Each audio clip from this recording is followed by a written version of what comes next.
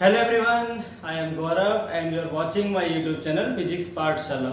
तो भाई आज का जो टॉपिक है इस for class 11th, the chapter name is friction और जो टॉपिक आज हम कवर करेंगे ये है direction of friction in different cases. देखिए भाई, लास्ट वीडियो लेक्चर में हमने फ्रिक्शन के बारे में बहुत सारी बातें सीखी।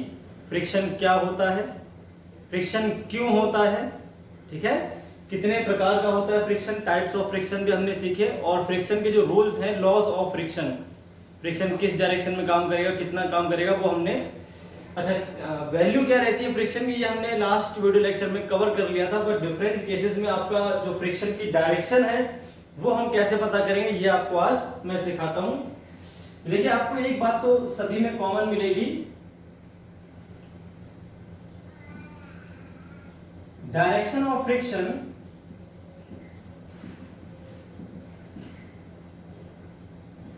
on a body is always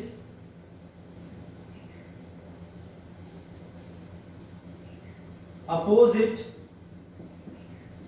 to the direction in which that body slides और ट्राइज या फिर tends to slide over the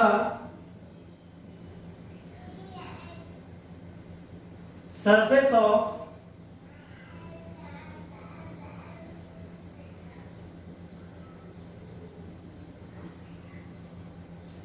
another body.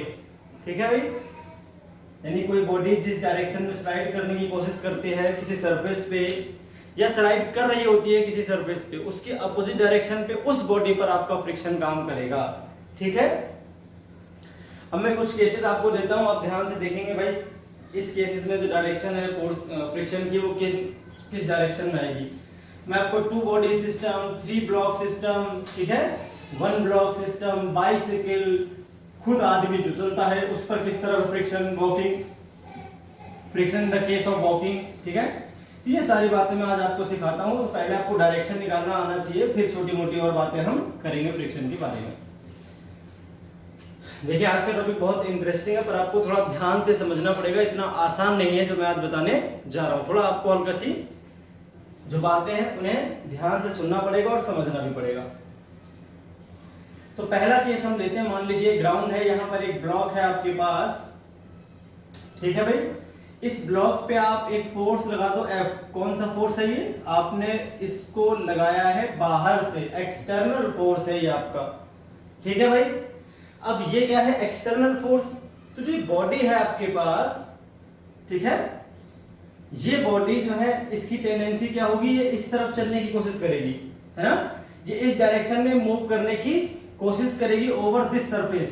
जिस सरफेस पे रखी है इस F फोर्स की वजह से इसकी टेंडेंसी क्या है, ये इस डायरेक्शन में चले। क्लियर होगी बात, ये चाहती है इस डायरेक्शन में चले, तो फ्रिक्शन किधर काम करेगा, अपोजिट डायरेक्शन में। ये आ गया आपके पास फ्रिक्शन, क्या आ गया आपके पास, ये फ्रिक्शन F।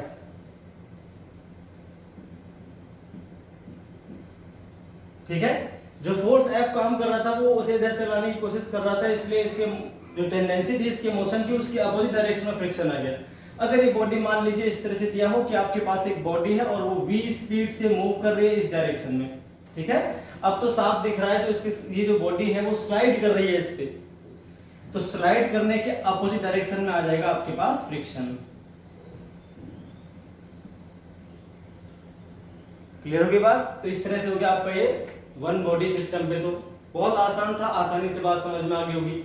ये केस नंबर फर्स्ट था आपका। सिमिलरली हम बात करते हैं केस नंबर, चलिए तो भाई केस नंबर सेकंड की बात कर लेते हैं। तो केस नंबर सेकंड में क्या है, आपके पास 2 ब्लॉक सिस्टम है। ये ग्राउंड हो गया, ग्राउंड पर एक बॉडी तो आपके पास A है और एक बॉडी है B जो उसके ऊपर रखी हुई है। ठीक है, ये ग्राउंड है आपका, ग्राउंड और ए के बीच जो कोएफिशिएंट ऑफ फ्रिक्शन है वो आपका μ1 है, ए और बी के बीच जो कोएफिशिएंट ऑफ फ्रिक्शन है वो आपका μ2 है। μ1 क्या है? कोएफिशिएंट ऑफ फ्रिक्शन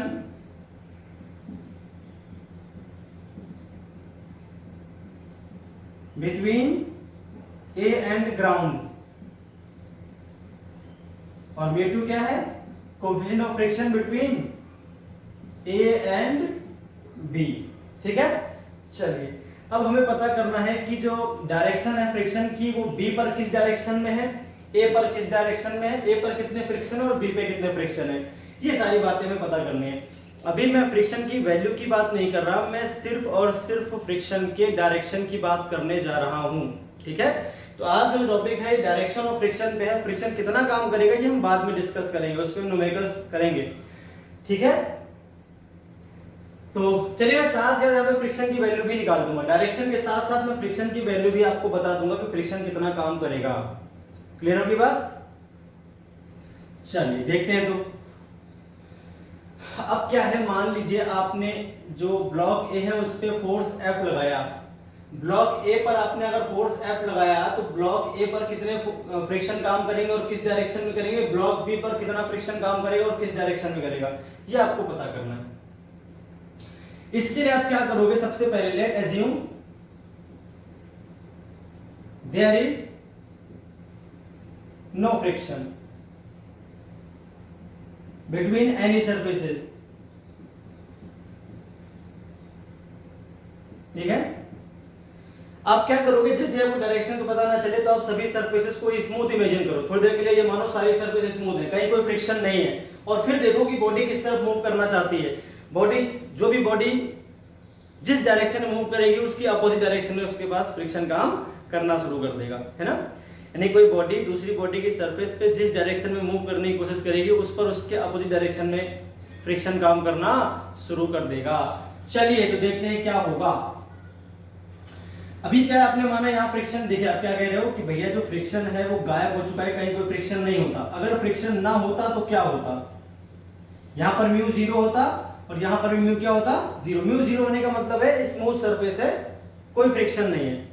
तो देखिए बी पर कितने फोर्स काम करते हैं और ए पे कितने फोर्स काम करते हैं। अगर मैं ए का फ्री बॉडी डायग्राम बनाऊं तो ए पर एक फोर्स तो होता है, यहां कोई फ्रिक्शन होता नहीं क्योंकि म्यू 0 है, तो फ्रिक्शन यहां पर कितना होता है, 0। मैं डायरेक्शन भी क्या बनाऊं, फ्रिक्शन 0 यहां पर भी और फ्रिक्शन 0 यहां पर भी, मतलब इस पे सिर्फ एक फोर्स होता है F। भाई ए पर कितने फोर्स होते हैं, सिर्फ एक फोर्स होता, तो ए मूव करता। इन दिस केस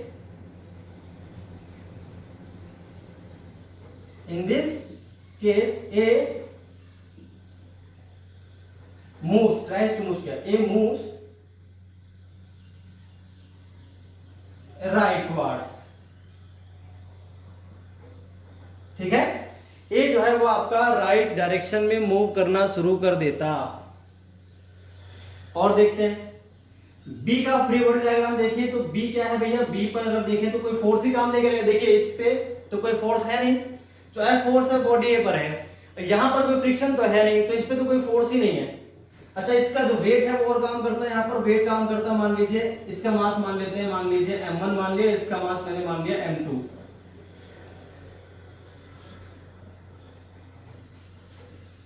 तो इसका वेट काम करता है m1g, यहाँ पर एक नॉर्मल डायरेक्शन काम करती है n। तो m1g और n तो बराबर होते हैं आपस में, इस डायरेक्शन में तो कोई मोशन था नहीं, तो मोशन करता राइट डायरेक्शन में इस F फोर्स की वजह से। यहां पर देखें तो यहां पर भी एक n2 डायरेक्शन आ जाएगी, या n1 मान लेते हैं। यहां पर जो फोर्स इसका वेट है वो m2g। यहां पर इस पर देखें दूसरे वाले ब्लॉक पर B पर, तो कोई भी फोर्स हॉरिजॉन्टल डायरेक्शन में नहीं है। अब अगर ब्लॉक B पर कोई भी फोर्स हॉरिजॉन्टल डायरेक्शन में नहीं है तो ये क्या रहेगा, मूव नहीं करेगा अलोंग हॉरिजॉन्टल, क्योंकि इस पे कोई फोर्स ही नहीं है अलोंग द हॉरिजॉन्टल, है ना। As there is no force on B in horizontal direction,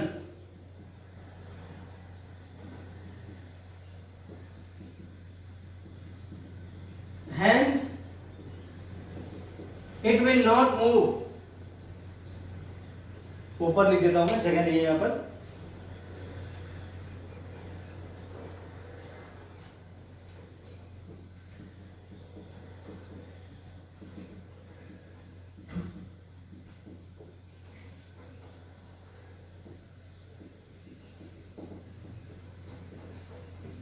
block भी जो है आपका वो मूव नहीं करेगा अलोंग हॉरिजॉन्टल। इतना लंबा प्रोसेस अब मैं पहली बार समझा रहा हूं, इसलिए पूरा समझा रहा हूं। अगली बार मैं इतना पूरा नहीं समझाऊंगा, सीधे आपको डायरेक्शन बता दूंगा, फटाफट ये डायरेक्शन आएगी, ठीक है। तो ब्लॉक ए तो राइट डायरेक्शन में मूव कर रहा है, जबकि ब्लॉक बी क्या हो गया, रेस्ट पे आ गया। अगर हम देखें तो ब्लॉक बी मूव ही नहीं करेगा। तो एक्चुअल में क्या होगा, कंडीशन क्या दिखेगी आपको, इस तरह से कुछ दिखेगा कि ब्लॉक बी जो है वो तो अपनी जगह पर है, जबकि ब्लॉक ए जो है वो उसके रिस्पेक्ट में आगे बढ़ने की कोशिश करेगा, इस तरह से। तो ब्लॉक जो फोर्स काम करता है, जब ब्लॉक बी अपनी जगह पर है तो इसको अपनी जगह पर रोक दो, ग्राउंड तो है ही ऐसा। तो ए क्या होगा, दोनों के लिए आगे की तरफ चलने की कोशिश करेगा। तो विद रिस्पेक्ट टू ग्राउंड, अगर विद रिस्पेक्ट टू ग्राउंड देखें, ए मूव्स टुवर्ड्स राइट, है ना। अब यहां लिख रहा हूं ये बातें मैं। First, with respect to ground A moves rightwards. यहां पे देखिए राइटवर्ड चलने की कोशिश कर रहा है। अब देखिए मान लीजिए अगर फ्रिक्शन होगा तब भी इसकी टेंडेंसी तो राइट में चलने की होगी। अगर फ्रिक्शन ना होता तो ये इस तरफ चलता, तो फ्रिक्शन होगा तब भी ये इधर चलना चाहेगा। भाई टेंडेंसी तो वही रहेगी ना, ये चाहेगा मैं इधर चलूं ग्राउंड के रिस्पेक्ट में, टेंडेंसी देता है ना। With respect to ground A has tendency to move rightwards, hence friction will be in leftwards। तो ए पर ग्राउंड के लिए जो फ्रिक्शन आएगा वो किधर आ जाएगा भाई। अब मैं दोनों को अलग अलग बना रहा हूं, ये बॉडी ए है आपकी, तो ए पर एक फोर्स तो F था, ग्राउंड और ए के बीच जो फ्रिक्शन आएगा वो इधर फ्रिक्शन काम करेगा इस पे, उसको मान लिया मैंने F1। ब्लॉक ए पर ग्राउंड की वजह से जो फ्रिक्शन आएगा वो लेफ्ट डायरेक्शन में आ जाएगा, जैसा मैंने आपको भी बताया। ये आपने नोट कर लिया होगा। अब देखिए आगे, आगे क्या होगा भाई। ये तो आपका रुका हुआ है ना बी, तो बी तो रेस्ट में है, बी तो आपका क्या है, रेस्ट में है, ये तो रुका हुआ है। तो अगर हम देखें ये रुका हुआ है, इस पे खड़े होकर देखो, आप यहां पे खड़े होकर अगर ऑब्जर्व करोगे तो आपको क्या दिखेगा, ए आगे की ओर जा रहा है। तो with respect to B, B चूंकि रुका हुआ है तो बी पर अगर आप खड़े होकर देखते हो तो ए आपको इधर जाता हुआ नजर आएगा। तो with respect to B, with respect to B, block A has tendency to move rightwards. फिर राइटवर्ड में तो इन दोनों के बीच जो फ्रिक्शन काम करेगा ए और बी के बीच,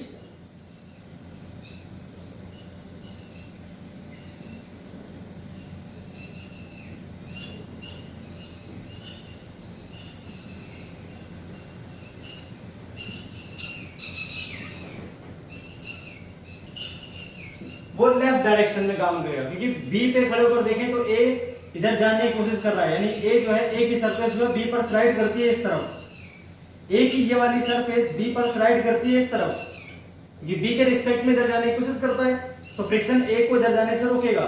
तो फ्रिक्शन जो ए पर काम करेगा किसकी वजह से, बी की वजह से, वो काम करेगा इधर, ये हो जाएगा आपका F2। क्या हो जाएगा भाई, F2, ठीक है। और फोर्स आपका F तो इधर काम कर ही रहा था। तो ए पर जो ए का नेट फिगर आएगा, इन दोनों को कंबाइन करना, अगर इन दोनों को देखें कंबाइनली, है ना,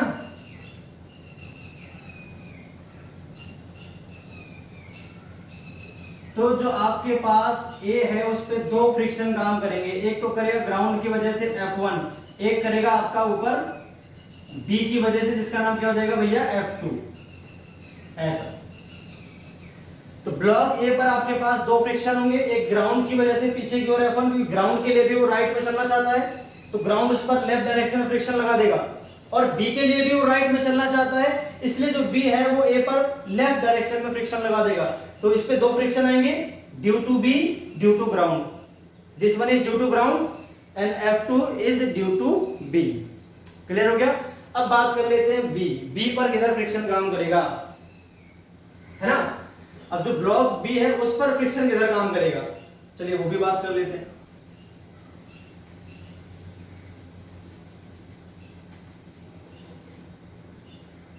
अब आप यहां से खड़े होकर देखो, दो बॉडीज के बीच अगर फ्रिक्शन लग रहा है, आपको ध्यान रखना है, दो बॉडीज के बीच अगर फ्रिक्शन लगता है तो अगर एक बॉडी पे फ्रिक्शन की डायरेक्शन आपने निकाल दी, दूसरी बॉडी पर उसकी अपोजिट डायरेक्शन में हो, कंफर्म रही। ठीक है, ये नोट में लिख रहा हूं। अब हम बात कर लेते हैं नोट। देखिए एक नोट बता रहा हूं मैं, for pair of two bodies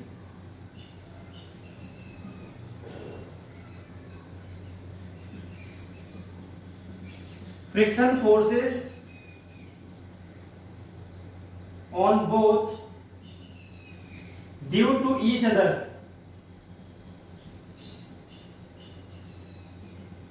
will be same but in opposite direction.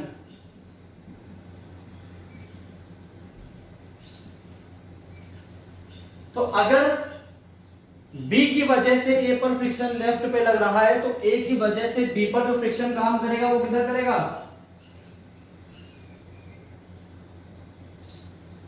वो काम करेगा ऐसा। ठीक है, अब देखिए मैं यहां पर A की बना देता हूं, साथ ही A पर देखिए फ्रिक्शन F2 इधर है, तो इन दोनों के बीच जो फ्रिक्शन है, ध्यान से देखो आप, B की वजह से A पर फ्रिक्शन लेफ्ट वार्ड है तो A की वजह से B पर फ्रिक्शन राइट वार्ड डायरेक्शन में। क्लियर होगी बात?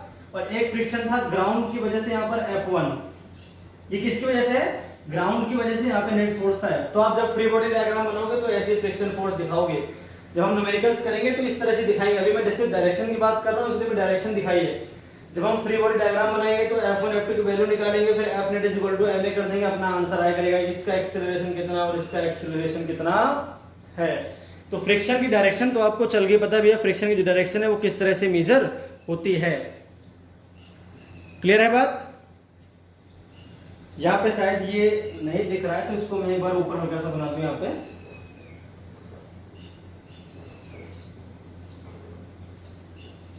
यहाँ पे जो फ्रिक्शन है वो F2 है, यहाँ पर जो फोर्स है वो F है, यहाँ पर जो फोर्स है वो F1 है। F1 is due to ground block A पर और F2 is due to A block B पर, और ये F2 है due to B block A पर। तो ब्लॉक ए पर दो फ्रिक्शन लेफ्ट साइड में, ब्लॉक बी पर एक फ्रिक्शन राइट साइड में। F1 ग्राउंड की वजह से, F2 ब्लॉक बी की वजह से, F2 इस पर जो है वो ब्लॉक ए की वजह से। तो भैया ये आपका पूरा प्रोसेस था डायरेक्शन को पता करने का। समझ आ गई बात? तो चलिए भाई बात कर लेते हैं अब नेक्स्ट। यहां पर भी आपको नहीं दिख रहा होगा कि फ्रिक्शन मैंने F1 लिखा हुआ है।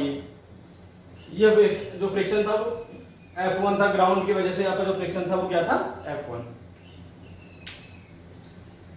चलिए तो भाई आगे बात कर लेते हैं नेक्स्ट। ऐसे में और आपको दिखाता हूं कंडीशंस। देखिए नेक्स्ट कंडीशन में क्या होगा।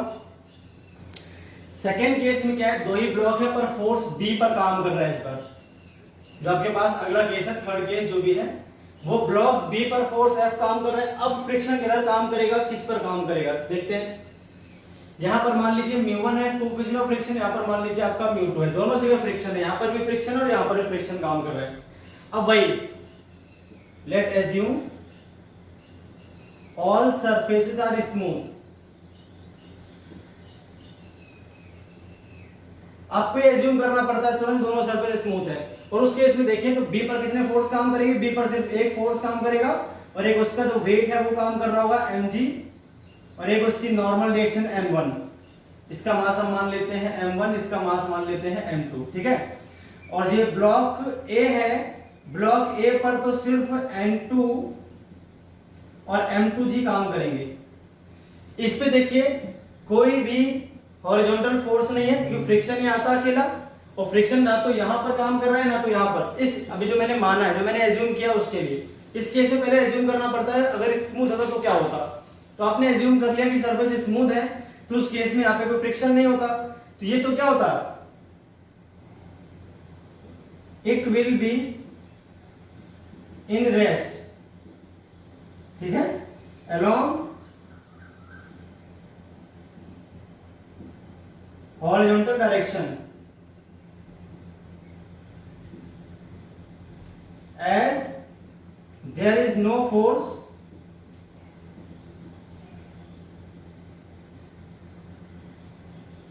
along horizontal। यहां पर देखें it will move towards rightwards,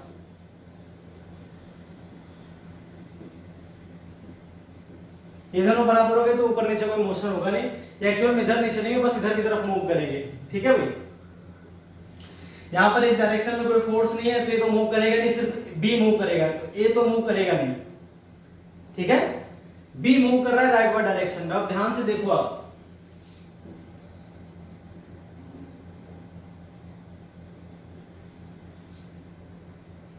यहां कोई फ्रिक्शन नहीं है तो भाई ये केस बन रहा है जो मैंने आपका बताया अभी, ठीक है। अब अगर फॉर ब्लॉक बी देखें,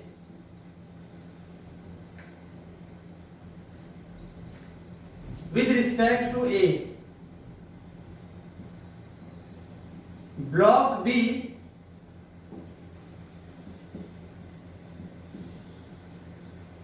हैज टेंडेंसी, अगर यहां देखें ब्लॉक ए तो रुका हुआ है, तो ब्लॉक ए के रिस्पेक्ट में देखें तो बी इधर मूव करने की कोशिश करता, फ्रिक्शन नहीं होता तो इधर मूव कर जाता, लेकिन फ्रिक्शन है तो कोशिश तो करेगा ही ना। अभी भी तो कोशिश क्या रहेगी बी इधर मूव करने की, फ्रिक्शन नहीं था तो इधर मूव करता, जब हम फोर्स इधर लगाएंगे मतलब बी इधर की तरफ मूव करने की कोशिश करेगा। तो with respect to A block B has tendency to move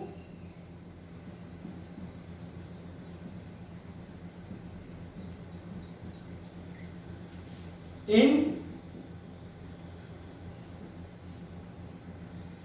along rightwards लिख देते हैं ना, hence friction on B due to A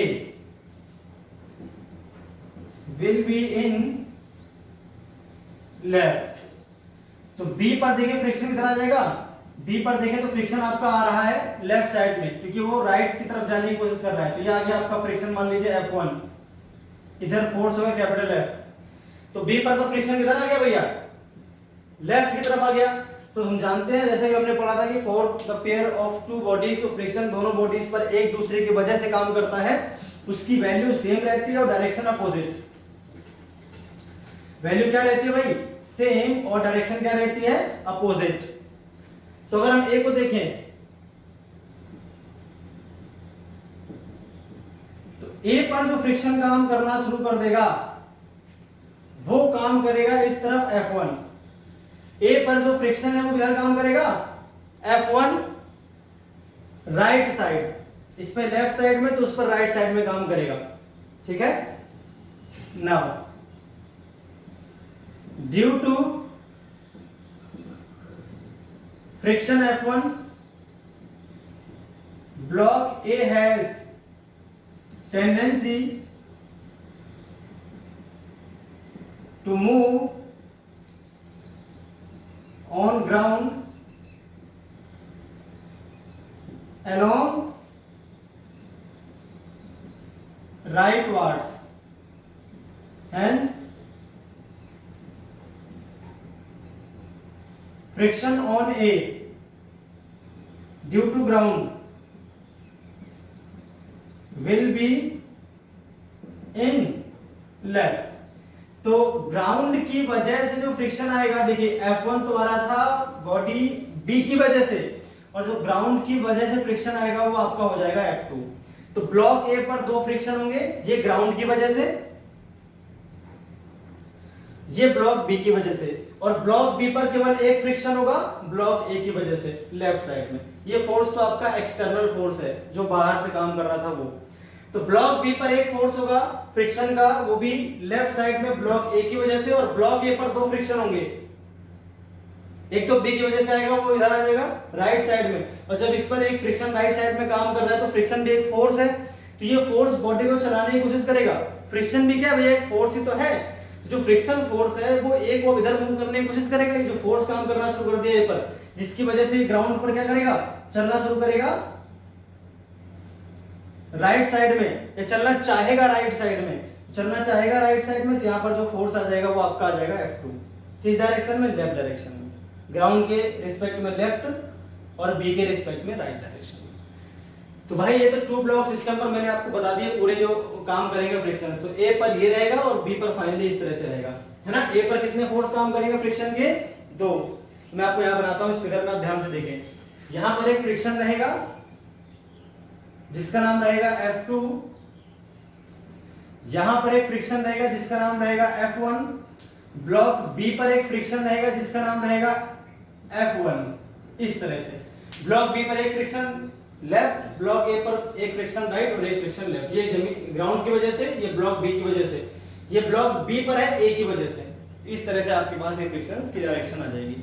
clear होगी बात।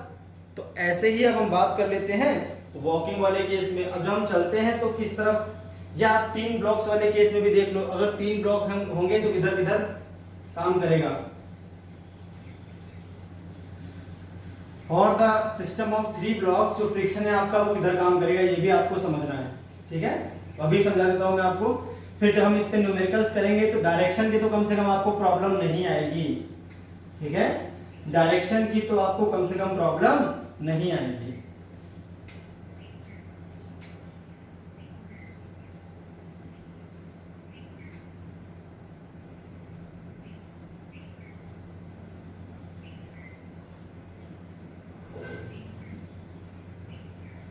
ये ग्राउंड हो गया,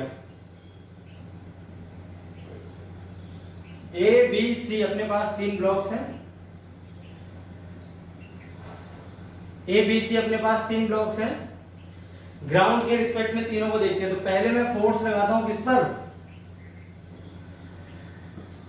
F पर। इस पर जब मैं फोर्स लगाऊंगा, आप ध्यान से देखो, अगर कहीं भी फ्रिक्शन, देखिए बार बार फिगर नहीं बनाऊंगा, मैं आपको ऐसे डायरेक्ट बता रहा हूं। अगर ये जो A है इस पे मैं फोर्स F लगाऊंगा और कहीं कोई फ्रिक्शन ना होता, यहाँ भी फ्रिक्शन है, ये μ1 है, ये μ2 है और ये μ3 है।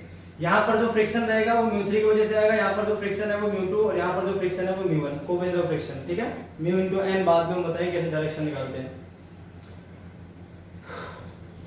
अगर कहीं भी कोई फ्रिक्शन ना होता, कहीं भी कोई फ्रिक्शन ना होता तो A चाहता किस तरफ चलना, राइट साइड में, इस फोर्स F की वजह से। ग्राउंड के रिस्पेक्ट में इस पर एक फ्रिक्शन काम करता जिसको मैं F1 बोलता ब्लॉक A पर, क्योंकि जो F है अगर यहाँ फ्रिक्शन ना होता तो जो F है वो इधर चलने की कोशिश करता। अगर यहाँ फ्रिक्शन ना होता तो A ब्लॉक राइट साइड में चलने की कोशिश करता ऑन द ग्राउंड, तो ग्राउंड उस पर लेफ्ट साइड में लगा देगा फोर्स। तो ब्लॉक A पर जो फोर्स काम करेगा फ्रिक्शन ग्राउंड की वजह से वो करेगा इधर, इस पे एक फोर्स कैपिटल F तो है ही। अब आप ध्यान से देखो, अगर यहां पे फ्रिक्शन ना होता, अगर इस जगह पे कोई फ्रिक्शन ना होता तो B पर कोई भी फोर्स काम नहीं करता और B अपनी जगह पे रहता। तो B अपनी जगह पे रहता तो जब A आगे बढ़ता तो B के लिए आगे चल रहा होता है, B के लिए अगर B अपनी जगह पे रुक जाए और A आगे बढ़ता रहे तो B के लिए A किधर चल रहा है, राइट डायरेक्शन में, तो B की वजह से फ्रिक्शन आएगा वो भी किधर आ जाएगा, पीछे की तरफ, इधर। इसको बोल दूंगा मैं F2। अब B की वजह से A पर अगर लेफ्ट साइड में आया है तो B पर किधर आ जाएगा, राइट साइड में। अब B पर एक फ्रिक्शन आ गया किस तरफ, राइट साइड में। उस फ्रिक्शन की वजह से अगर यहां फ्रिक्शन ना होता, अगर यहां फ्रिक्शन ना माने इस जगह पे, तो B पर एक फ्रिक्शन काम कर रहा है F2 A की वजह से। उस फ्रिक्शन की वजह से B चलता राइट साइड में और C पर तो कोई फोर्स होता नहीं। अगर यहां फ्रिक्शन ना होता तो C अपने जगह पर रुका रहता। C के लिए B चलता आगे की ओर, C के लिए B चलता आगे की ओर, क्योंकि B पर जो फ्रिक्शन है F2 काम कर रहा है, इस फ्रिक्शन की वजह से इधर मूव करना शुरू कर देगा। C अपने जगह पे रह जाए, C पे तो कोई फोर्स है ही नहीं, यहाँ तो फ्रिक्शन नहीं मान रहा हूं मैं, एज्यूम करो यहाँ पे फ्रिक्शन ना होता, यहाँ फ्रिक्शन ना होता तो इस वाले फ्रिक्शन की वजह से B चलता राइट साइड में और C अपनी जगह पे रुका रहता। तो बी जब राइट साइड में मूव करता सी के रिस्पेक्ट में, तो सी उसको रोकता आगे जाने से। अगर फ्रिक्शन यहाँ पर होगा तो सी जो फ्रिक्शन लगा देगा किधर लगा देगा, इधर लगा देगा। क्या आ जाएगा भैया, F3। और सी पर जो फ्रिक्शन आ जाएगा वो क्या आ जाएगा भैया, F3 अपोजिट डायरेक्शन में। इस तरह से आपके सारे फ्रिक्शन आएंगे, ठीक है। इस तरह से आपके सारे फ्रिक्शंस आ जाएंगे। इसी में अगला केस देखो, अगला केस क्या है भाई, अगला केस इस तरह से है कुछ।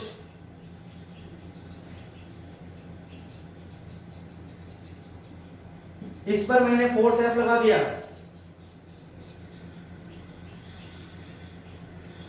ठीक है। तो भैया इस केस में क्या होगा, आप ध्यान से देखो। इस केस में क्या होगा आपके पास, अगर यहां फ्रिक्शन ना माने और यहां भी फ्रिक्शन ना माने, ये दोनों अपनी जगह पे रुके रहेंगे।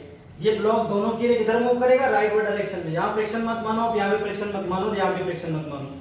इस जगह फ्रिक्शन नहीं और इस जगह फ्रिक्शन नहीं है, तो ब्लॉक जो बी है उस पर सिर्फ एक फोर्स F काम कर रहा है जो उसे राइट की तरफ लेके चलेगा। ये भी रुका रहेगा सी और ए भी रुका रहेगा।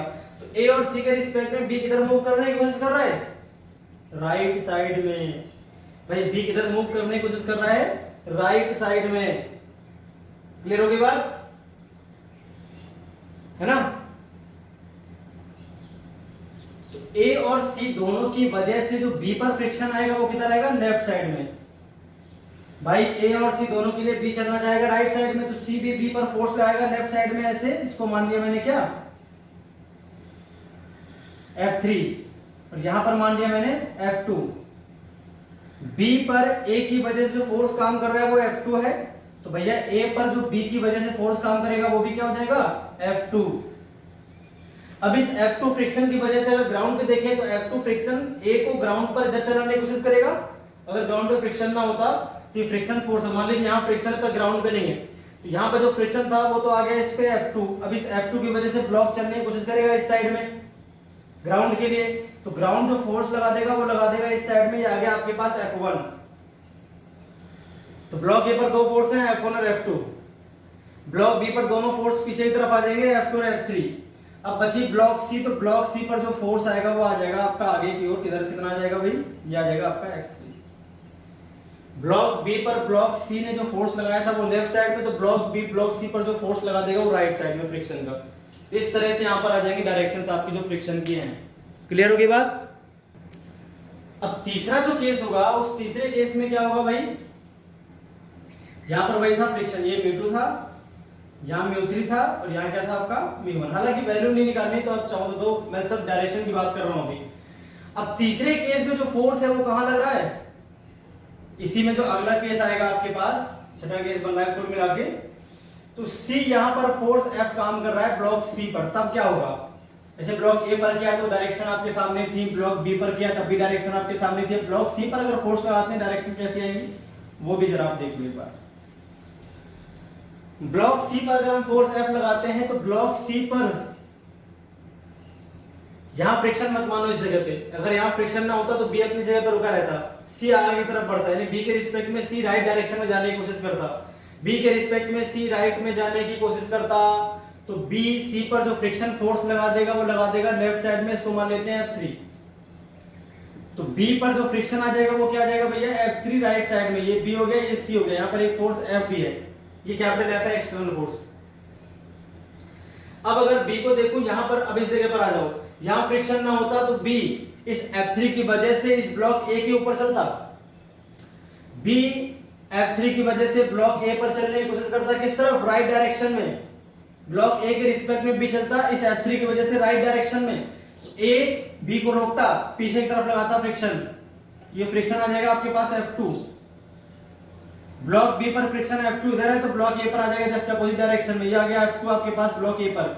अब ग्राउंड पे आ जाओ, अगर यहाँ फ्रिक्शन ना होता तो ये ए इस F2 की वजह से इधर मूव करने की कोशिश करता, तो ग्राउंड उसको रोकता, ग्राउंड रोकेगा तो इधर लगा देगा फोर्स F1, बस हो गया। तो ब्लॉक ए पर कितने फोर्स आ गए, ब्लॉक ए पर दो फ्रिक्शन F1 और F2, बी पर F2 और F3 और सी पर F3, इस तरह से आ जाएगा आपका ये। तो भाई ये डायरेक्शन निकालने का तरीका, वही डायरेक्शन कैसे फ्रिक्शन की काम कर रही है, तो कितना काम करेगा वो बात की बात है, वो वैल्यू बताऊंगा आपको बाद में, इसकी वैल्यू कैसे निकालते हैं। आज का जो टॉपिक है वो डायरेक्शन ऑफ फ्रिक्शन का है कि जो फ्रिक्शन की डायरेक्शन है डिफरेंट डिफरेंट केसेस में कैसे कैसे पता करते हैं किस डायरेक्शन में फ्रिक्शन काम करने वाला है, ताकि जब हम न्यूमेरिकल्स करूं तो मैं डायरेक्शन बोलूंगा, वैल्यू तो बाद में बता दूंगा मैं, डायरेक्शन इस तरफ आई, डायरेक्शन इस तरफ आई, तो आप समझ पाओ ताकि डायरेक्शन किधर ली जा रही है और क्यों ली जा रही है। ये आगे भाई 3 केस। अब चलिए नेक्स्ट केस की बात कर लेते हैं।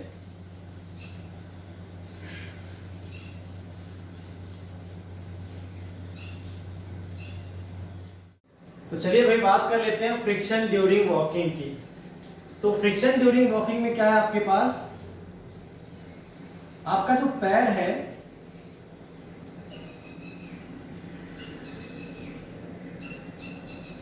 एक मिनट रुकिए, मैं इसकी इमेज बना दूं। भाई आर्ट थोड़ी गंदी है तो आप हिसाब से देख ले, पैर ऐसे बनेगा मेरे से। तो इसमें क्या है, जब हम चलने की कोशिश करते हैं तो उस समय क्या करते हैं, अपने पैर को जमीन पर पीछे की ओर ढकेलते हैं, है ना। हम क्या करते हैं, अपने पैर से जमीन को पीछे की ओर ढकेलने की कोशिश करते हैं। तो पैर के थ्रू हम फोर्स लगाते हैं। ऐसे मान लीजिए आपका पैर है तो आप पैर को पीछे की तरफ ढकेलने की कोशिश करते हो, तो आपका पैर जो है वो स्लाइड करने की कोशिश करता है जमीन पर, किधर, पीछे की ओर। ड्यूरिंग वॉकिंग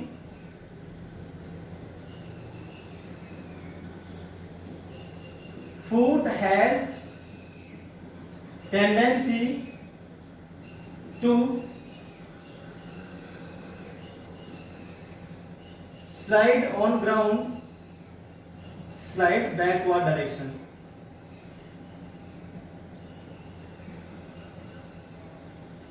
On ground,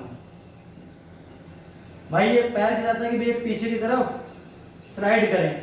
अब यहाँ पर जब ये स्लाइड करने की कोशिश करता है पीछे की ओर, तो फ्रिक्शन किधर काम करता है भाई, आगे की ओर। ये हो जाएगा आपका फ्रिक्शन एफ। चलते समय आप अपने पैर को जमीन पर पीछे की ओर ढकेलते हो, मतलब पैर चाहता है जमीन पर पीछे की ओर आना, तो फ्रिक्शन काम करता है आगे की ओर। अगर फ्रिक्शन ना होता तो आपका पैर जो है वो स्लिप कर जाता, किधर, पीछे की ओर, तो आपकी ग्रिप नहीं बनती, यहाँ पर ग्रिप नहीं बनती तो पैर स्लिप करता, तो आप आगे बढ़ नहीं पाते। आप भी कभी स्लिपरी सरफेस जो है, जहां पर स्मूथ सरफेस हो, मान लीजिए कोई ऑयल वगैरह जमीन पर पड़ा हुआ है, वहां पर जब आप चलने की कोशिश करते हो तो जब आप पीछे की तरफ ढकेलते हो अपना पैर, तो जो आपका पैर है उस पर फ्रिक्शन काम नहीं करता आगे की ओर, तो आपका पैर चलाता है पीछे की ओर, आपका पैर चलाता है पीछे की ओर और आप आगे की तरफ चल नहीं पाते। तो फ्रिक्शन है जो आपको चलाएगा आगे की ओर इस बार, ठीक है। Hence friction acts forward in forward direction on foot due to ground.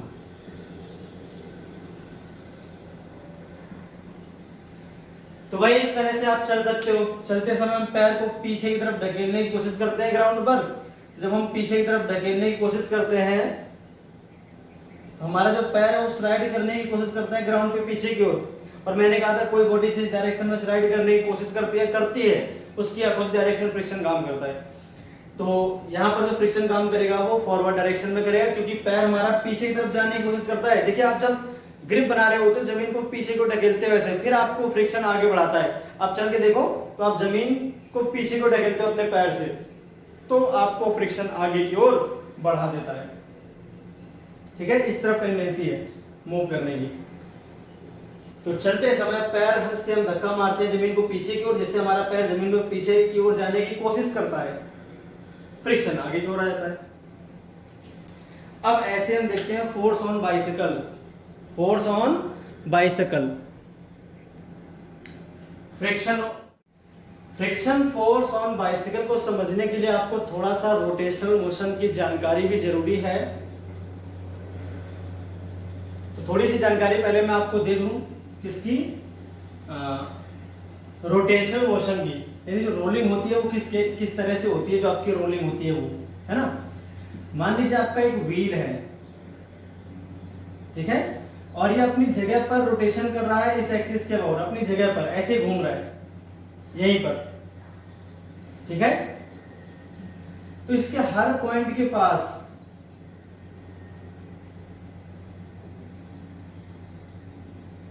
इसके हर पॉइंट के पास आपकी जो है वेलोसिटी होगी। अगर ये ऐसे रोटेट करता है, मान लीजिए एंगुलर वेलोसिटी ओमेगा से, ये इसकी एक्सिस है, यहाँ से एक एक्सिस गुजर रही है, इसके अबाउट ये कर रहा है रोटेशन एंगुलर वेलोसिटी ओमेगा से इस तरह, तो इसका हर पॉइंट घूमता है एक लीनियर वेलोसिटी ओमेगा आर से। जैसे अगर हम कहें हमारे पास एक पार्टिकल है और सर्कुलर पाथ पे घूम रहा है, इसकी रेडियस आर है और इसकी जो एंगुलर वेलोसिटी है वो ओमेगा है, तो जिसकी लीनियर वेलोसिटी आती है वो आती है v = r omega. Circular motion में हमने बात पढ़ी थी, v = क्या आती है भाई, r ओमेगा। लीनियर वेलोसिटी और एंगुलर वेलोसिटी में रिलेशन होता है v = r ओमेगा का। तो अगर हम देखें यहाँ पर एक पॉइंट है, जो ये ग्राउंड पर जहां पर जो व्हील है उस पर एक पॉइंट यहाँ पर होगा जो आपका इधर मूव करने की कोशिश करेगा, किससे, r ओमेगा से। यहाँ पर भी एक पॉइंट होगा जो इधर मूव करने की कोशिश करेगा, किससे, r ओमेगा से। यहाँ पर एक पॉइंट होगा जो इधर मूव करने की कोशिश करेगा, r ओमेगा से। यहाँ पर जो पॉइंट होगा वो r ओमेगा से। ठीक है, ये इनकी लीनियर वेलोसिटी होती है जब भी अपनी जगह पर घूमता है। ठीक है, ये अपनी जगह पर घूम रहा है,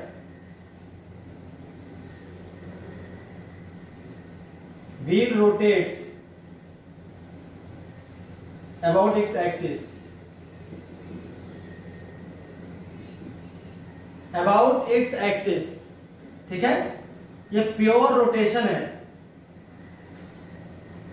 ये सिर्फ अपनी जगह पे घूम रहा है, आगे नहीं बढ़ रहा है। रोलिंग अलग होती है और रोटेशन अलग होती है। रोटेशन का मतलब अपनी जगह पर घूमना, यहीं पे घूम रहा है, आगे की ओर नहीं बढ़ रहा। मतलब साइकिल पर स्टैंड लगा दो, ठीक है, और उसके बाद आप पेडल मारो तो पहिया वहीं के वहीं घूमता रहेगा, आगे नहीं बढ़ेगा, वहीं के वहीं घूमता रहेगा। ठीक है, ठीक। अब हम बात करते हैं लीनियर मोशन की। लीनियर मोशन में क्या होता है, लीनियर मोशन में भाई जो आपका ट्रांसलेटरी मोशन होता है उसमें किसी भी बॉडी के सारे पार्टिकल एक ही डायरेक्शन और एक ही वेलोसिटी से मूव करते हैं। तो ये सेंटर ऑफ मास मान लीजिए इसका, ठीक है, बीच में।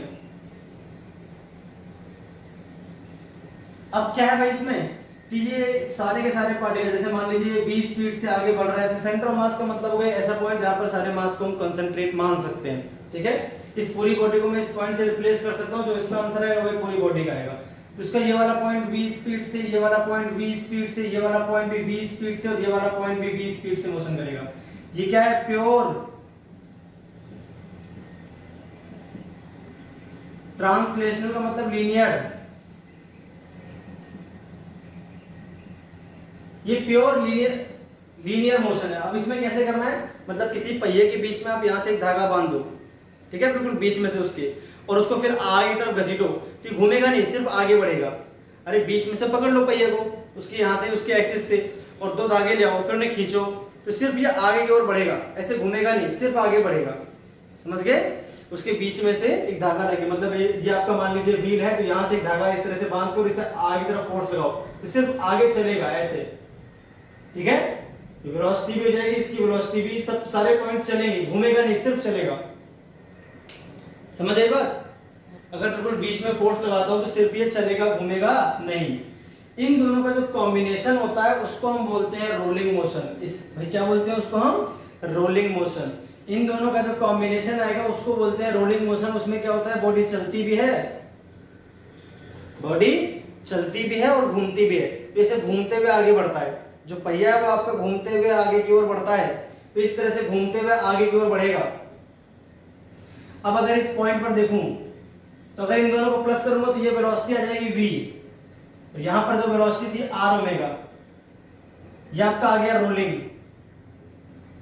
ये क्या होता है, कॉम्बिनेशन किसका, रोटेशन प्लस लीनियर।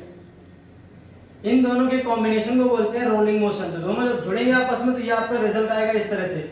जमीन पर पॉइंट होगा, उसके पास 2 वेलोसिटी हो जाएंगे, एक तो v जिससे सेंटर ऑफ मास मूव कर रहा है इसका, और एक तो इसकी घूमने की वजह से। तो जो घूमने की वजह से स्पीड है वो तो r ओमेगा है, और जो चलने की वजह से स्पीड है वो v है। अगर ये दोनों बराबर होती है तो उसको बोलते हैं प्योर रोलिंग।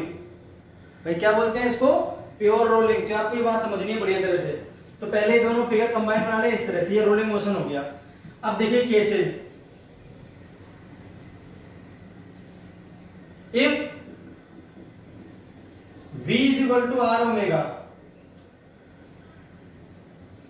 इसको बोलते हैं प्योर रोलिंग। इसका नाम रख लेते हैं point P. Point P does not slide,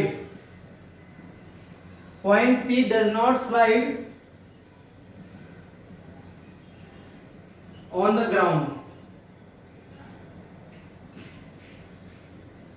point P जो है वो आपका स्लाइड नहीं करेगा ग्राउंड पर, जैसे आएगा घूम के ऊपर चला जाएगा, जैसे आएगा घूम के ऊपर चला जाएगा। दोनों स्पीड बराबर है तो इसकी नेट स्पीड 0 हो गई, तो ग्राउंड के लिए क्या हो गया, रुका रहेगा भाई। v और r ओमेगा बराबर है, इसकी नेट स्पीड क्या हो जाएगी 0, तो मतलब ग्राउंड पे रुक गया।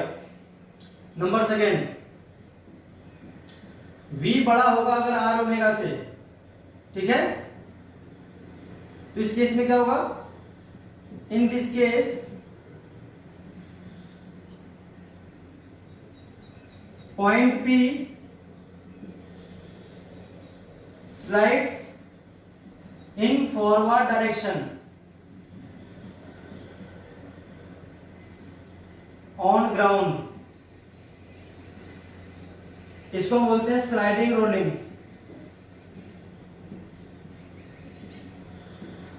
स्लाइडिंग रोलिंग आगे की तरफ चलेगा। और तीसरे केस में अगर आर ओमेगा बड़ा होगा इससे v से, तो नेट स्पीड किधर आ जाएगी, v की तरफ, तो किधर स्लाइड करना शुरू कर देगा, पीछे की ओर।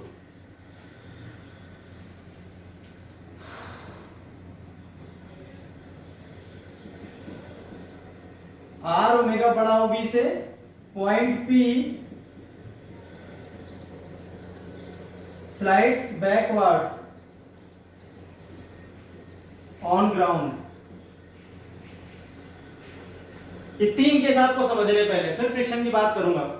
अब जैसे कि मैंने कहा था, फ्रिक्शन फोर्स जो होता है वो स्लाइड जिस तरफ करने की कोशिश करती है कोई बॉडी, उसकी अपोजिट डायरेक्शन में काम करता है। तो पॉइंट P पर जो फ्रिक्शन फोर्स काम करेगा, अगर V बड़ा हुआ r ओमेगा से तो पीछे की ओर, भाई V बड़ा हुआ r ओमेगा से तो पॉइंट इस तरफ चलने की कोशिश करेगा, तो फ्रिक्शन पीछे की ओर काम करेगा। अगर आपका r ओमेगा बड़ा हुआ V से, तो पॉइंट P जो है पीछे की तरफ जाने की कोशिश करेगा, तो V, भाई r ओमेगा बड़ा है V से, तो पॉइंट P की यूनिट वेलोसिटी पीछे की तरफ आ जाएगी, तो फ्रिक्शन आगे की ओर काम करेगा। समझ गए आप? ये है भाई बात अपने पास। चलिए तो आगे देखते हैं नेक्स्ट। तो इस स्लाइड से हम पहचाने किस व्हीकल, किस पहिए पर किधर फ्रिक्शन काम करने की कोशिश करेगा। छोटी सी बात जो मैंने आपको सिखाई है, इससे आप तुरंत पहचान लोगे फ्रिक्शन किधर काम करने वाला है किसी बॉडी पर।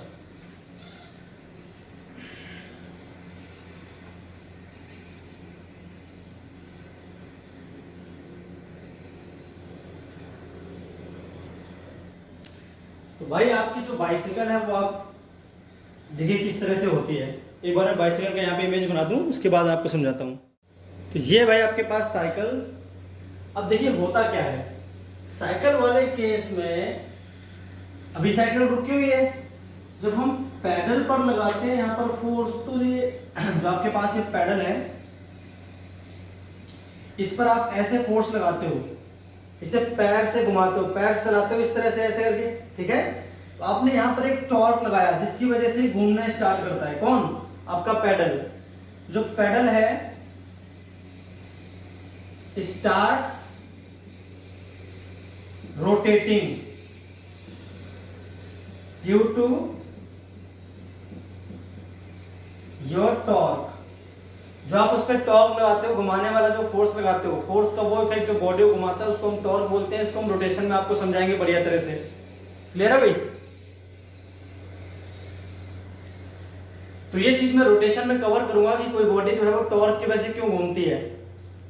अभी आप मान लीजिए कि टॉर्क है जो इसे घुमाता है, ये क्या है भाई, ये जो चैन से कनेक्ट है, किससे? टायर से। यहाँ पर चैन जो होती है वो इस तरह से टायर से जुड़ा होता है। जो आपका रेयर टायर है, रेयर की बात कर रहा हूं,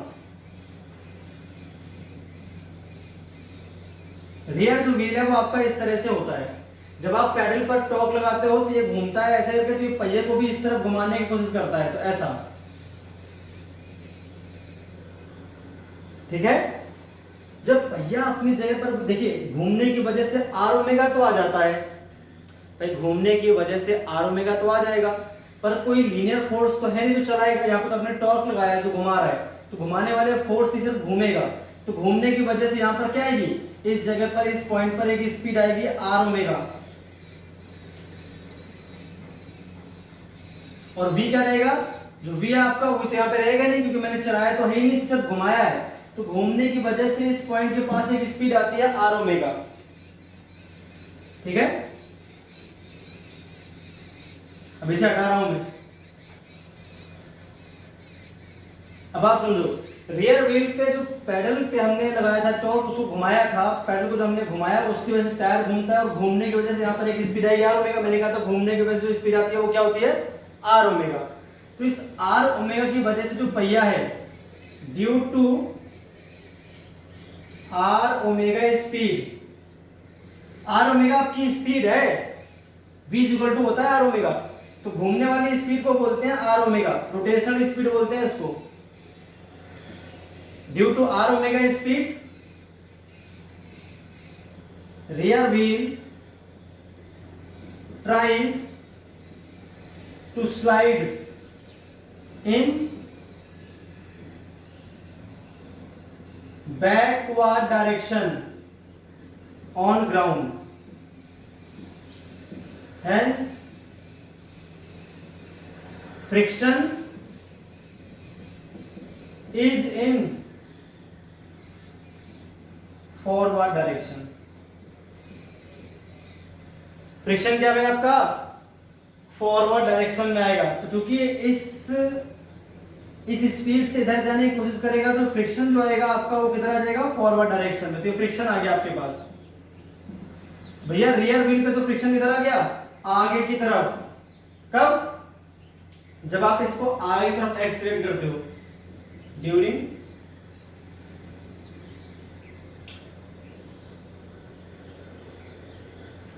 when cycle starts to accelerate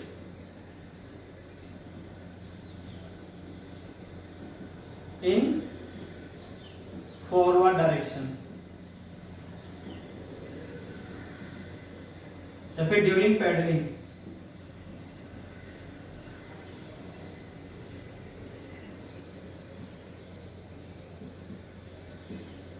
जब आप पैडल मार रहे हो, पैडल पे फोर्स लगाते हो इस तरह से, ठीक है भाई, तो उस केस में पहला केस है तो फ्रिक्शन आगे काम करेगा।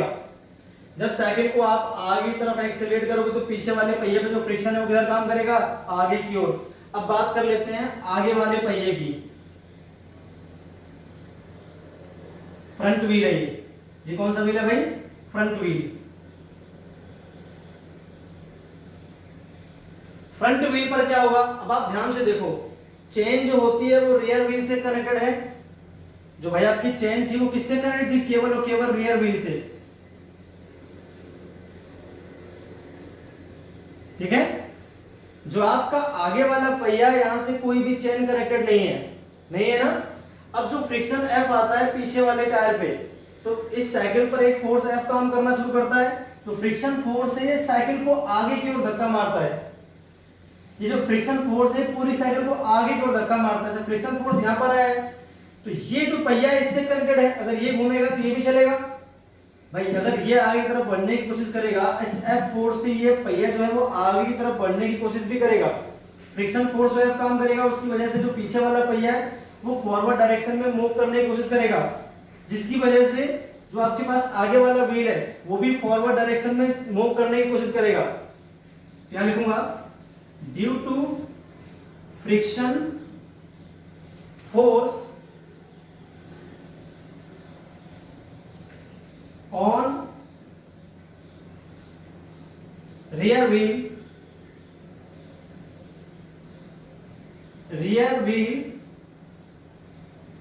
starts to move।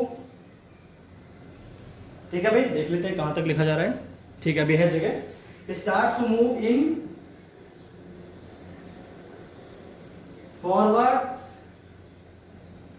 forward direction as front wheel। अब कहां लिखूं मैं, इसको यहां लिख देता हूं इस जगह पे। Is connected to rear wheel, hence it also starts to slide, ठीक है, in forward direction. Rear wheel has tendency to move in forward direction, भी ज्यादा बढ़िया रहता है, starts to move नहीं, has tendency to move, है ना, has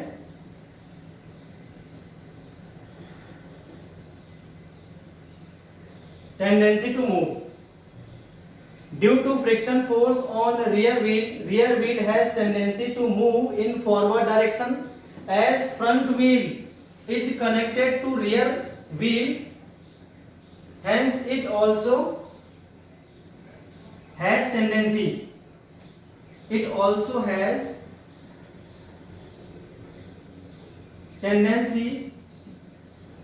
to slide in forward direction. अब ये जो पहिया है ये ग्राउंड पर आगे की तरफ स्लाइड करने की कोशिश करेगा। भाई इस फ्रिक्शन फोर्स का जो इफेक्ट है वो इस पहिए पे काम करेगा, जो पहिए को आगे की ओर ढकेलने की कोशिश करेगा। तो इस फोर्स की वजह से ये आगे की ओर चलने की कोशिश करेगा, जिससे ये धक्का मारेगा इस आगे वाले पहिए को, तो आगे वाला पहिया भी आगे की ओर चलने की कोशिश करेगा। पर ये जो फ्रिक्शन है F, इसको नाम दे रहा हूं मैं F1। ये फ्रिक्शन आपका F1 है, पीछे वाले इस पे काम कर रहा है व्हील पे। इस फ्रिक्शन का जो कुछ इफेक्ट है, भाई देखिए फोर्स यहां पर लग रहा है, अब ये बॉडी इससे कनेक्टेड है, तो इस फोर्स का कुछ हिस्सा तो इसे चलाने में खर्च होगा, बाकी हिस्सा इसे भी चलाएगा। इस फ्रिक्शन की वजह से ये पहिया भी आगे की ओर चलने की कोशिश करेगा। तो इस पहिए पर अब ये पूरा फोर्स तो यहां काम करेगा नहीं, इसका कुछ हिस्सा यहां पे काम करेगा, इसका कुछ हिस्सा यहां पर काम करेगा, जो इसे आगे की ओर ढकेलने की कोशिश करेगा। जो अब इसके लिए कौन सा फोर्स है, चलाने वाला फोर्स है, तो ये जो है आगे की ओर चलने की कोशिश करेगा। तो इसमें जो फ्रिक्शन आएगा, भाई देखिए किस डायरेक्शन में स्लाइड करने की कोशिश कर रहा है, फॉरवर्ड डायरेक्शन में।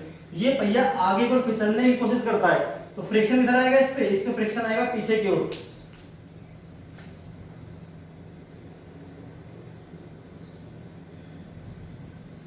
और इस फ्रिक्शन को हम बोल देंगे F2। इस फ्रिक्शन को हम क्या बोल देंगे भाई, F2। ये पीछे की ओर आएगा, तो यहां पर जो फ्रिक्शन आएगा आपका वो आ जाएगा F2। और जो आपका F2 आएगा वो छोटा आएगा F1 से। F2 क्या आएगा, छोटा आएगा F1 से। आगे वाले टायर पे जो फ्रिक्शन काम करेगा वो पीछे वाले टायर से कम करेगा और उसकी अपोजिट डायरेक्शन में काम करेगा, है ना। तो पूरी बाइसाइकिल पे देखें, ये आपने नोट कर लिया होगा, अगर पीछे वाले व्हील पर देखें तो हमने पैडल से घुमाया तो ये घूमना शुरू करता है। जब ये घूमना शुरू करता है तो यहाँ पर जो पार्टिकल है इसके पास स्पीड आई आर ओमेगा, तो इसकी वजह से ये पीछे की तरफ स्लाइड करने की कोशिश करेगा। जब ये पीछे की तरफ स्लाइड करने की कोशिश करेगा तो फ्रिक्शन आगे काम करेगा F1।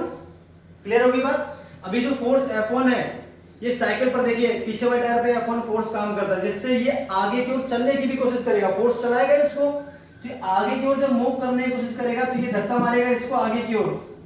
इस फोर्स की वजह से ये मूव करेगा आगे की ओर, तो ये ऐसे भी अपने साथ मूव कराएगा आगे की ओर। अभी टायर आगे तरफ स्लाइड करने की कोशिश करेगा, भाई इस पे घुमाने वाला फोर्स तो है नहीं, आगे वाले टायर पे कोई घुमाने वाला फोर्स थोड़ी है, ये थोड़ी ना घूमना शुरू करेगा, इस पे थोड़ी ना घुमा रहा होगा इसको।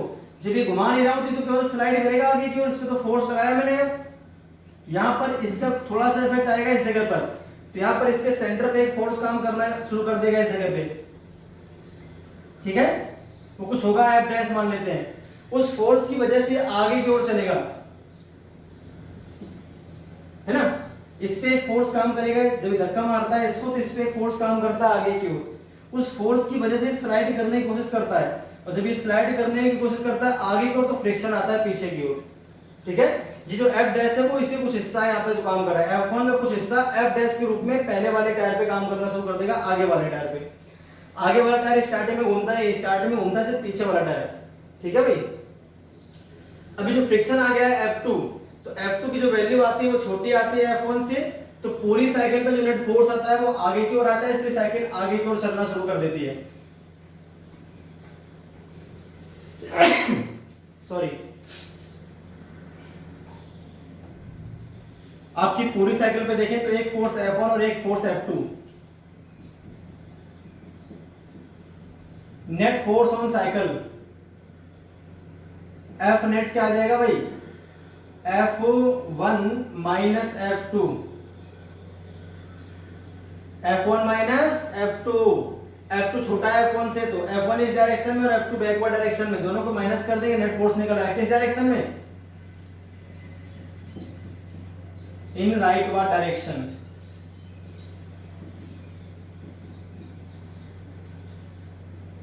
Hence साइकिल एक्सीलरेट्स, राइटवर्ड का मतलब है फॉरवर्ड, है ना, यहां पर फॉरवर्ड लिख देंगे राइटवर्ड को, आगे की ओर। Hence cycle accelerates along forward direction.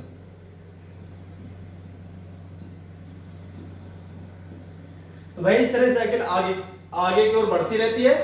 F2 पहले वाले टायर पे फोर्स कम काम करेगा और पीछे की तरफ काम करेगा, पीछे वाले टायर पे, रियर टायर पे फ्रिक्शन आगे की ओर काम करेगा और उसकी वैल्यू ज्यादा रहेगी। नेट फोर्स साइकिल पर दो है, एक F1 और एक F2, दोनों फ्रिक्शन मिला के साइकिल को आगे की ओर बढ़ाते हैं। आप सिर्फ यहां पर घुमाने वाला फोर्स लगाते हो पेडल पर, आप कोई साइकिल में धक्का नहीं मारता है, आप तो केवल घुमाते हो साइकिल को। जब आप घुमाते हो तो उस घुमाने की वजह से टायर घूमना शुरू करता है, जिसकी वजह से आर ओमेगा आता है। ये जो पॉइंट है यहाँ पर जो जमीन के कांटेक्ट में रियर व्हील का, वो पीछे की तरफ स्लाइड करने की कोशिश करता है, जिससे फ्रिक्शन आगे की ओर आता है। ये जो फ्रिक्शन है F1 इस साइकिल को आगे की ओर धक्का मारता है। साइकिल को जब आगे की ओर धक्का मारता है F1, तो F1 में कुछ हिस्सा यहाँ पर काम करता है फ्रंट वाले टायर पे, जो इसको आगे की ओर स्लाइड कराने की कोशिश करता है। जैसे मैंने F डैश मान लिया है, ये F1 का एक पार्ट है F डैश। तो F डैश जो है जब इस वाले व्हील को आगे की ओर स्लाइड कराने की कोशिश करता है, तो आपका एक फोर्स यहाँ पर आता है F2। F डैश मैंने ऐसे माना था, कोई फोर्स नहीं है F डैश, ठीक है। ये कुछ हिस्सा है, ये भाई दोनों कनेक्टेड है ना। अगर ये आगे बढ़ेगा तो इसको भी आगे बढ़ना पड़ेगा मजबूरी में। तो जब ये आगे की ओर खिसकने की कोशिश करेगा तो ये भी आगे की ओर खिसकने की कोशिश करेगा, तो ये आगे की ओर स्लाइड करने की कोशिश करेगा, जिससे फ्रिक्शन काम करेगा पीछे की ओर। अब यही फ्रिक्शन इसे घुमाएगा भी, रोटेशन भी प्रोवाइड कराएगा। ये मैं टॉर्क में आपको बताऊंगा रोटेशन मोशन में कि फ्रिक्शन जो टॉर्क है वो कैसे घुमाएगा इसको। अभी आपको कम समझ आएगा, जब रोटेशन मोशन आप पढ़ लोगे तो ये चीज वापस से मैं समझाऊंगा एक बार और, कि जो व्हील है वो घूमता कैसे है। तो साइकिल क्यों आगे बढ़ रही है वो आपको समझ में आ गया। पीछे वाले टायर पे फ्रिक्शन हो जाएगा F1, आगे वाले टायर पे F2। F2 की वैल्यू F1 छोटी रहेगी, F2 पीछे की तरफ रहेगा, F1 आगे की तरफ रहेगा। पीछे वाले टायर पे फॉरवर्ड डायरेक्शन में, आगे वाले टायर पे बैकवर्ड डायरेक्शन में फ्रिक्शन फोर्स काम करेंगे। ये मैंने अलग अलग फिगर पे इनके बना दिए, आपके सामने सारी चीजें। अब ये तो तब वाले केस में जब आप पेडलिंग कर रहे हो, मतलब साइकिल को आगे की ओर एक्सेलरेट कर रहे हो, आप पेडल चला रहे हो लगातार, तब की बात है ये। अगर आप पेडल चलाना बंद कर दो या आप ब्रेक मारो, ठीक है, जब आप साइकिल पर ब्रेक मारते हो, उसको डी एक्सेलरेट करते हो, जब पेडल चलाना बंद कर देते हो, तब भी साइकिल धीरे धीरे कम होती है उसकी स्पीड। तो उन दोनों केसेस में क्या होता है वो भी आप एक बार समझ लो। अब सेकेंड केस में देखिए क्या है, व्हेन साइकिल डी एक्सेलरेट,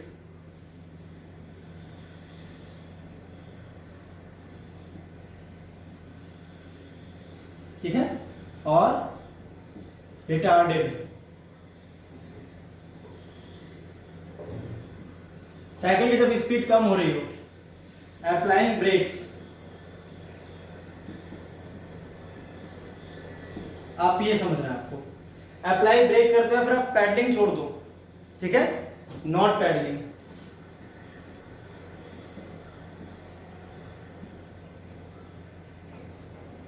आप पैडलिंग नहीं कर रहे हो, आप जो साइकिल की स्पीड को बढ़ा नहीं रहे हो, तो उस केस में क्या होगा, आपके पास साइकिल तो थी वही, ठीक है। एक मिनट में साइकिल का फिगर बना दूं, उसके बाद बात करते हैं। तो ये होगी मैं आपकी साइकिल। अब जब ब्रेक मारते, देखिए साइकिल पहले से चल रही है ना, साइकिल ऑलरेडी क्या कर रही थी, रोल कर रही थी। जब साइकिल ऑलरेडी रोल कर रही होती है तो उसके दोनों पहियों के पास, भाई जब साइकिल आपकी रोल कर रही होती है तो जो दोनों पहिए हैं वो ऑलरेडी उनके पास दोनों वेलोसिटी होती है ना। As initially cycle is rolling, है ना, साइकिल रोल कर रही थी, पहले से लुढ़क रही थी, आगे की तरफ चल रही थी। तो अगर मैं पहियों को देखूं, दोनों व्हील्स को देखूं तो अलग अलग, मान लीजिए ये व्हील्स आपके पास, पहला ये फ्रंट है, दूसरा वाला ये रियर है, पहला वाला फ्रंट है आपके पास। तो इनके पास दोनों वेलोसिटी पहले से रही होंगी। एक वेलोसिटी मान लीजिए v और एक वेलोसिटी आ जाएगी आपके पास r ओमेगा। जब भी कोई बॉडी रोल करती है तो उसके पास दो तरह की वेलोसिटी होती है, एक तो घूमने की वजह से वेलोसिटी,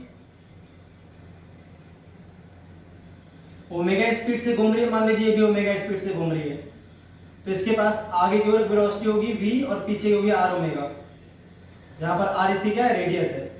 ठीक है, दोनों टायर के पास इस तरह से सिस्टम रहेगा, दोनों टायर घूम भी रहे होंगे और आगे भी बढ़ रहे होंगे। जब ये दोनों टायर घूमते हुए आगे बढ़ते हैं तो इस पॉइंट के पास दो वेलोसिटी होती है, v और r ओमेगा। यहाँ पर भी v और r ओमेगा दोनों बराबर होती है, तो रोलिंग हो रही होती है।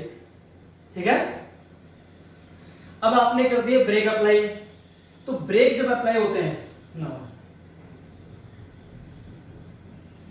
When brakes applied, brakes applied तो किस वाले टायर पे होंगे? देखिए ब्रेक जब आप करते हो, मान लीजिए आपने पीछे वाले टायर पे ब्रेक लगा दिया, आपने पीछे वाले टायर पे क्या करा भैया, ब्रेक लगा दिया। अब पीछे वाले टायर पे अगर आप ब्रेक लगाते हो, जैसे यहां पे मान लीजिए आपका ब्रेक था ये, या आपने ब्रेक लगा दिया, ठीक है,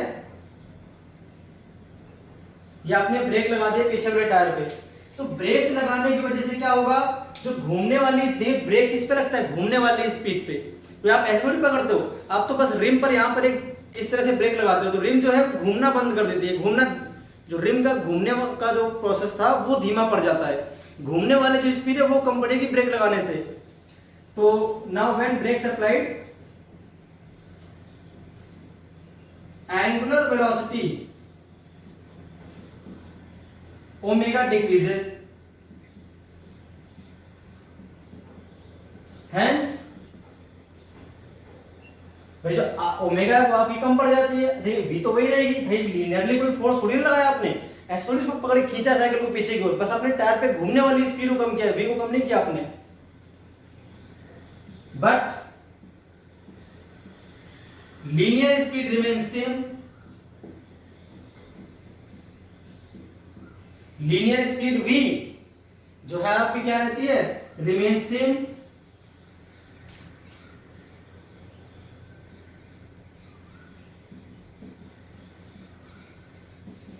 Hence v is greater than r omega, और v जब बड़ा होता है r ओमेगा से, ध्यान से देखो इस पहिए को, इसके पास दो वेलोसिटी थी, एक तो v थी और एक r ओमेगा थी। जब आपने यहाँ पे ब्रेक अप्लाई कर दिए, जब ब्रेक अप्लाई कर दिया आपने, तो क्या हुआ, ओमेगा कम बढ़ गई, ओमेगा कम बढ़ते ही भाई r ओमेगा, अगर ओमेगा घटेगा तो फिर r ओमेगा की वैल्यू कम हो जाएगी, और r ओमेगा जब कम होगा तो v अपने आप बड़ा हो जाएगा, v थोड़ी ना कम हुआ है, v तो एज इट इज है और ये कम पड़ गया है। दोनों स्टार्टिंग में बराबर थे, दोनों यहां क्या थे, इक्वल थे।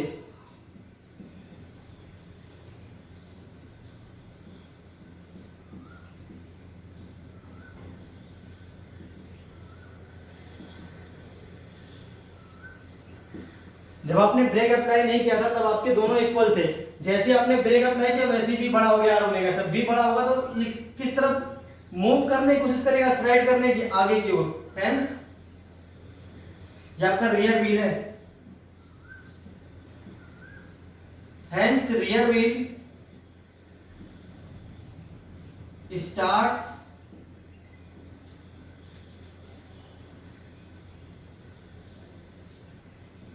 has tendency to slide in forward direction.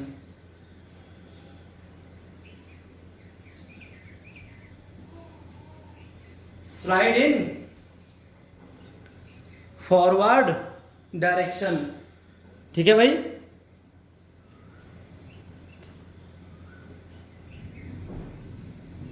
तो ये है आपके पास। इधर का थोड़ा कट रहा था, मैंने इसलिए सही कर दिया कैमरा, बाकी देखिए आप क्या है। तो भाई अगर ये स्लाइड आगे की तरफ करने की कोशिश करेगा तो इसमें जो फ्रिक्शन काम करेगा, किस ओर काम करेगा, तो फ्रिक्शन काम करेगा भाई पीछे की ओर, ऐसा, क्योंकि ये किस तरफ स्लाइड करने की कोशिश कर रहा है, आगे की ओर। तो जो फ्रिक्शन काम करेगा वो आपका करेगा पीछे की ओर, तो फ्रिक्शन आ जाएगा भाई इन बैकवर्ड डायरेक्शन। मैं इसे मिटा देता हूं, ऊपर लिख देता हूं ये बात।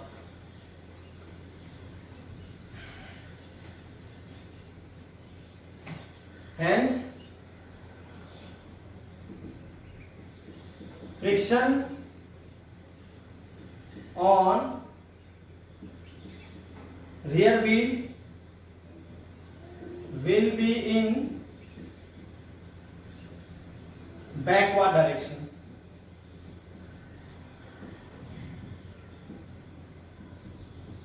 पिछली बार फॉरवर्ड था, इस बार क्या आ गया बैकवर्ड डायरेक्शन में। फ्रिक्शन आ जाएगा पीछे की ओर। इसको मान लेते हैं भैया F1, इसे क्या मान लेंगे हम F1 मान लेंगे।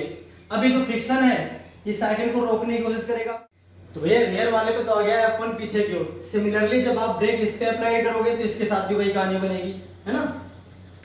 सिमिलरली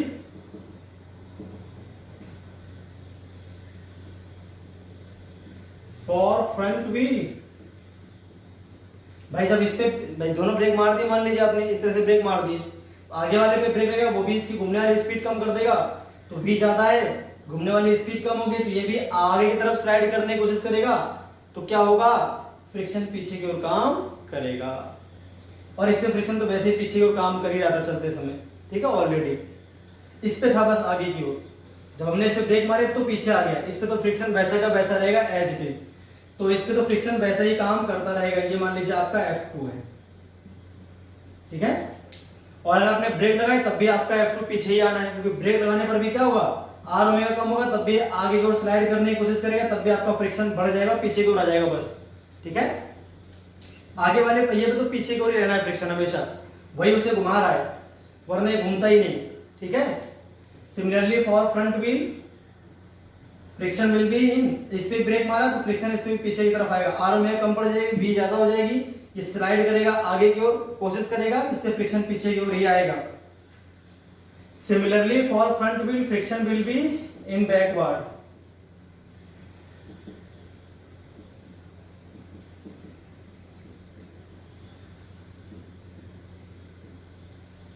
तो आपको ध्यान रखना है आगे वाले टायर पे जो फ्रंट व्हील है उस पे तो फ्रिक्शन हमेशा पीछे की ओर ही काम करता है, और अगर आपने ब्रेक मारे हैं तो रियर पे जो फ्रिक्शन आएगा वो पीछे की ओर, और अगर आप एक्सेलरेट कर रहे हो तो इस पे फ्रिक्शन पीछे में टायर फ्रिक्शन आगे की ओर आता है। तो ब्रेक वाले कंडीशन में दोनों टायर्स पे पीछे की ओर काम करता है क्या, जो आपका फ्रिक्शन है। और फिर से वही बात होगी, जो आपके पास